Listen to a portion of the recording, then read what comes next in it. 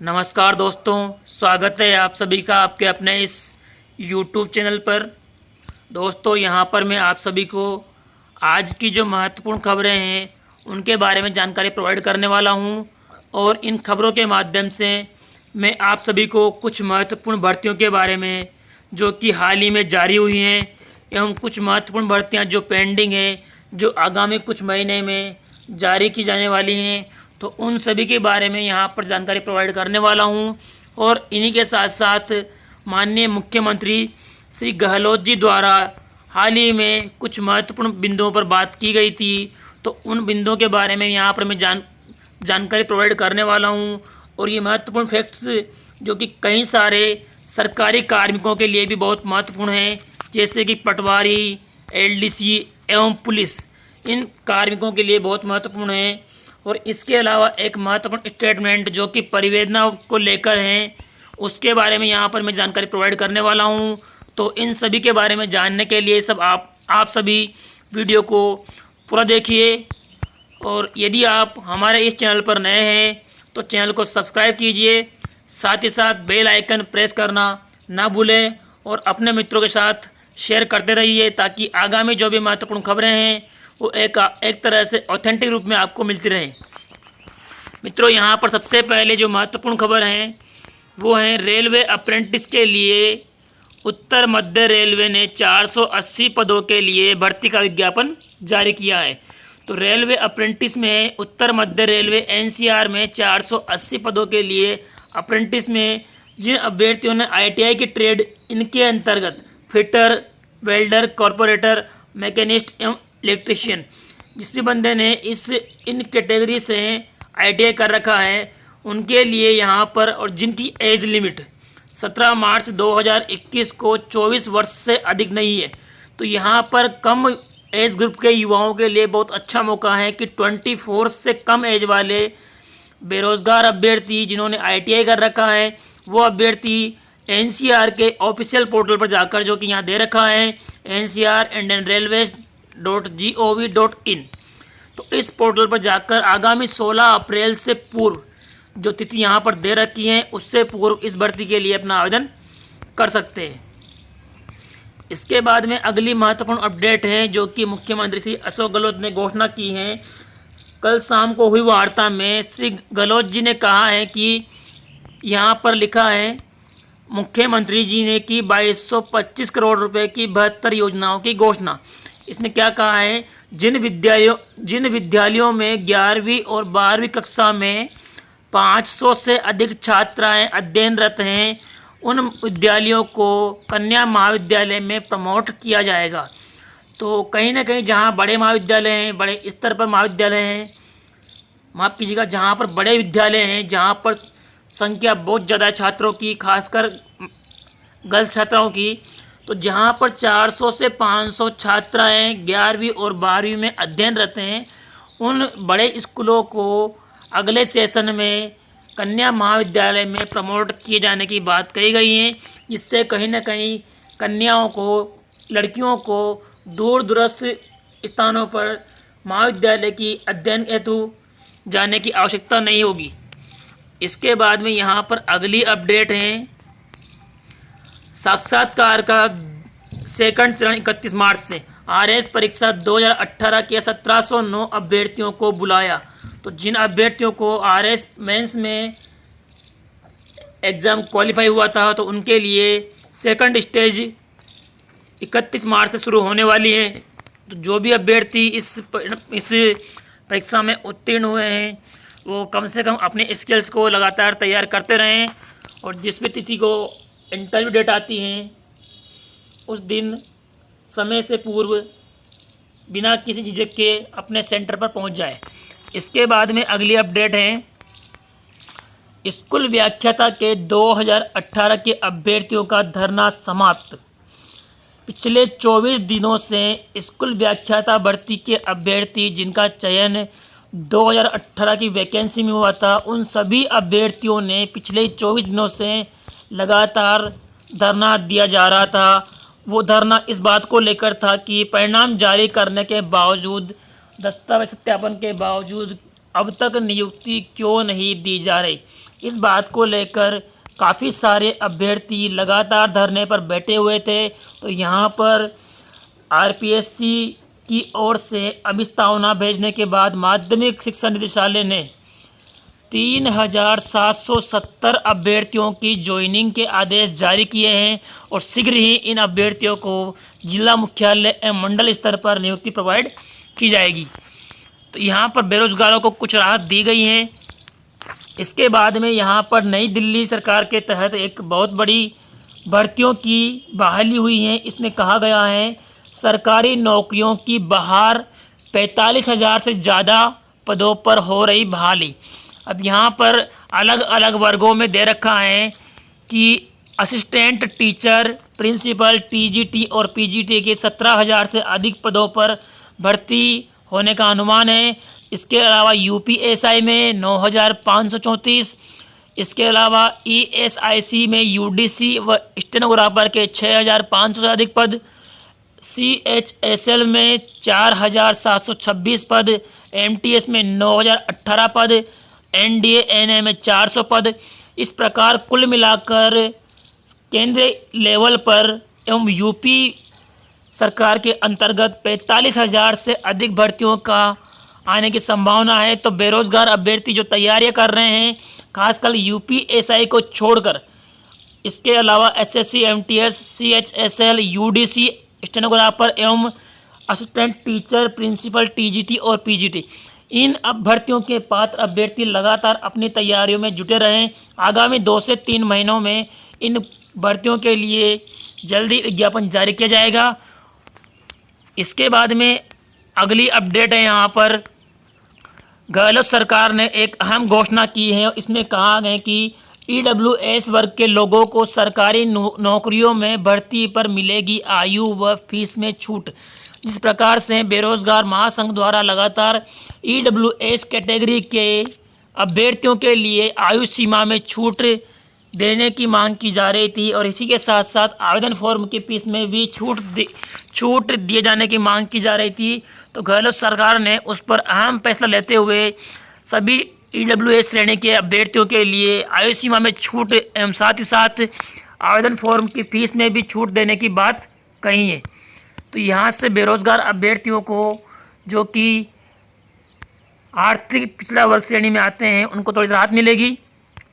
इसके बाद में अगली अपडेट है जिसमें मुख्यमंत्री साहब ने कुछ महत्वपूर्ण बिंदुओं पर चर्चा की थी।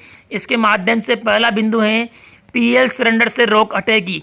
इस प्रकार से सभी कर्मचारी जो कि सरकारी कर्मचारी हैं उनके लिए अच्छी खबर है कि कार्मिक कल्याण के हित में कोविड काल में अधिकारियों कर्मचारियों से मिले अभूतपूर्व सहयोग को ध्यान में रखते हुए उनके डेफर किए गए वेतन को, जो कि मार्च माह का बिल था जो रोका गया था, उसको रिलीज किया गया है और अब राज्य के अधिकारियों कर्मचारियों को देय उपार्जित अवकाश अर्थात पीएल के एवज में नगद भुगतान की स्वीकृतियाँ जारी करने की घोषणा करता हूं और जो पीएल सिलेंडर रोके गए थे उनको भी जारी करने का यहां पर अहम फैसला लिया है।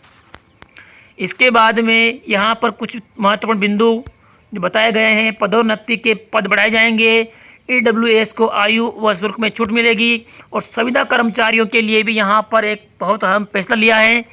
इसमें आप देख लीजिए बिंदु वाइज क्या दे रखा है। सबसे पहले इसमें कर्मचारियों के हित में एक बड़ी बात है कि राजस्थान ग्रामीण विकास सेवा, हेडमास्टर, स्कूल व्याख्याता आदि की पदोन्नति संबंध में समस्याओं का अतिरिक्त प्रमोशनल पद सृजित कर समाधान किया जाएगा। और इसी के अलावा यहाँ पर कहा गया है कि प्रदेश से विभिन्न कर्मचारी जो कि निम्न संवर्ग के हैं अर्थात लेवल 5 के जो कर्मचारी हैं उनके कर्मचारियों एवं अधिकारी संगठनों की मांग के ऊपर पटवार, मंत्रालय कर्मचारी एवं कांस्टेबल, इन तीनों श्रेणियों के कर्मचारियों की जो महत्वपूर्ण मांगे हैं उन महत्वपूर्ण मांगों को ध्यान में रखते हुए सरकार सीएम साहब ने फैसला लिया है कि दूसरे राज्यों से तुलनात्मक अध्ययन करके तुलनात्मक चर्चा करने के बाद इस समिति के माध्यम से इनके वेतन और ग्रेड पे के बारे में कोई न कोई फैसला लिया जाएगा। तो कहीं ना कहीं सरकार इस बात को लेकर अब सचेत हो गई है कि लगातार जो मांगे की जा रही हैं वो मांगे एकदम वाजिब मांगे हैं। कहीं ना कहीं इन मांगों को वाजिब मानते हुए सरकार सभी सरकारी कर्मचारी जो कि मंत्रालय वर्ग के हैं, पटवारी वर्ग के हैं एवं कांस्टेबल वर्ग के हैं, उनके लिए उनके हित में अगर सरकार एक ग्रेड पे और पे स्केल का जो फैसला है अगर वो इनके हित में होता है तो कहीं ना कहीं लगभग 5 लाख से अधिक निम्न संवर्गीय कर्मचारियों को फ़ायदा मिलेगा, क्योंकि पुलिस वर्ग में, पटवार वर्ग में और लिपिक वर्ग में लगभग 5 लाख से अधिक कर्मचारी हैं जो निम्न वेतन पर काम कर रहे हैं और काम का भी भार सबसे अधिक इन पर ही होता है। खासकर ये तीनों कर्मचारी ऐसे हैं जिनके बिना सरकार के अधीन सभी कार्यों में बाधा उत्पन्न होना स्वाभाविक सी बात है। इसके बाद में हमारे द्वारा यहाँ पर सीएम साहब ने कहा है कि ईडब्ल्यूएस आरक्षण की पात्रता का सरलीकरण करते हुए आय सीमा 8 लाख की गई थी। इसके बाद संपत्ति की शर्तों को हटा दिया गया था। अब इसमें ईडब्ल्यूएस के आरक्षण में सभी अन्य वर्गों के समान आयु सीमा में छूट, फीस में छूट दिए जाने की घोषणा करता हूं। तो इनसे भी ईडब्ल्यूएस के बेरोजगारों को एक फ़ायदा मिलने वाला है। इसके बाद में प्रदेश के विभिन्न विभागों में कार्यरत मानदेय कर्मियों यथा आंगनबाड़ी कार्यरत कर्मचारी, सहायिका, इस प्रकार के समस्त कर्मचारियों ने जिन्होंने लगातार अपनी सेवाएं दी हैं, कोरोना काल में भी इन कर्मियों ने विशेष रूप से अपना योगदान दिया है। तो आगामी 1 अप्रैल से इन सभी कर्मचारियों के मानदेय में 10% की वृद्धि की जाएगी। तो ये मानदेय जितना पहले वाला मानदेय है उसमें 10% वृद्धि की जाएगी। तो यहाँ पर किसी भी कर्मचारी के लिए किसी प्रकार का कोई लॉस नहीं है, क्योंकि सबको अपने अपने स्तर पर मानदेय में वृद्धि का फ़ायदा मिलेगा। तो कहीं ना कहीं सहायक कर्मचारियों को जो संविदा बेस पर लगे हुए हैं उनके लिए एक अच्छा निर्णय है, क्योंकि आज के इस महंगाई के दौर में जहाँ पेट्रोल 100 रुपये आसमान को छू रहा है, हर एक सामग्री आसमान को छू रही है, तो कहीं ना कहीं कई सारे जो बेरोज़गार हैं, जो सहायक तौर पर काम कर रहे हैं, जिनके परिवार हैं या परिवार नहीं भी हैं, जो सिंगल हैं, उनके लिए भी इस महंगाई के दौर में अपने आजीविका को चलाना काफ़ी मुश्किल होता है। तो कहीं ना कहीं बेरोज़गारों के हित में ये एक अच्छा निर्णय है। इसके अलावा अगली अपडेट है कार्यालय संयुक्त निदेशक भरतपुर संभाग। दोस्तों, जैसा कि मैंने कल बताया था कि जो भी शिक्षा विभाग के कर्मचारी हैं, खासकर मंत्रालय कर्मचारी, जिनको सेकंड शनिवार के रूप में क्षतिपूर्ति अवकाश देने से कई सारे जिला शिक्षा अधिकारी या कई सारे संस्था प्रधान मना कर रहे थे, तो यहाँ पर लगभग हर जिले से और हर संभाग से इस प्रकार के आदेश जारी किए जा रहे हैं, जिनके माध्यम से समस्त मंत्रालय कर्मचारियों, लिपिक वर्ग के कर्मचारियों को द्वितीय शनिवार के एवज में क्षतिपूर्ति अवकाश देने की बात कही गई है। अगर कोई भी संस्था प्रधान आपसे मना करता है तो आप इस आदेश को दिखाइए, और इसके अलावा भी आपको अगर मना करते हैं तो कई सारे ऐसे संस्था प्रधान हैं जो इस बात को लेकर इग्नोर कर रहे हैं कि ऐसा कोई आदेश नहीं है। तो आपको मैं ये आदेश टेलीग्राम चैनल पर प्रोवाइड कर दूंगा, वहाँ से आप इसको डाउनलोड कर लें और वहाँ से आप इस आदेश के प्रिंट आउट निकाल के अपनी एक जो पर्सनल फाइल होती है, जो कार्मिक की फाइल होती है, उसमें रखें ताकि हमेशा आपके काम आएगा। इसके बाद में अगली अपडेट है कार्यालय भू प्रबंध आयुक्त राजस्थान जयपुर से। दोस्तों, जैसा मैंने कहा था कि परिवेदना वाले जो अभ्यर्थी हैं जो खासकर शिक्षा विभाग से हैं, उन अभ्यर्थियों के लिए मैं यहाँ एक बहुत ही महत्वपूर्ण बात कहना चाहूँगा कि परिवेदना का इंतज़ार करते करते सभी कार्मिक थक चुके हैं, परेशान हो चुके हैं। तो मैं ये कहना चाहूँगा कि अब परिवेदना के बारे में सोचने के बजाय अगर आप इस स्तर पर निर्णय लें कि म्यूचुअल के थ्रू, जैसे कोई कार्मिक आपके ज़िले में कार्यरत हैं और आप जिस ज़िले में कार्यरत हैं अभी उस ज़िले का कार्मिक आपके ज़िले में कार्यरत हैं, तो आप कहीं ना कहीं म्यूचुअल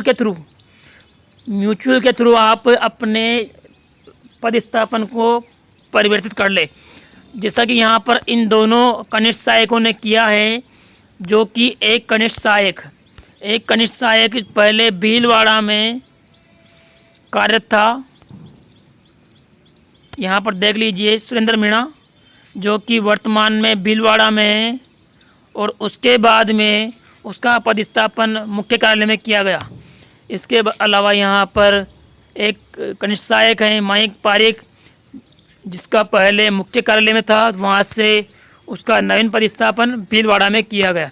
तो इस प्रकार आप म्यूचुअल के थ्रू अपने पदस्थापन कार्यालय में बदलाव कर सकते हैं। इससे आपको किसी प्रकार की कोई परेशानी नहीं होगी। और जो आप सोच रहे हैं कि परिवेदना के बारे में कोई जानकारी मिलेगी या कोई परिणाम आएगा, कोई सूची आएगी, तो इस बारे में अब व्यर्थ वेट करना बेकार है।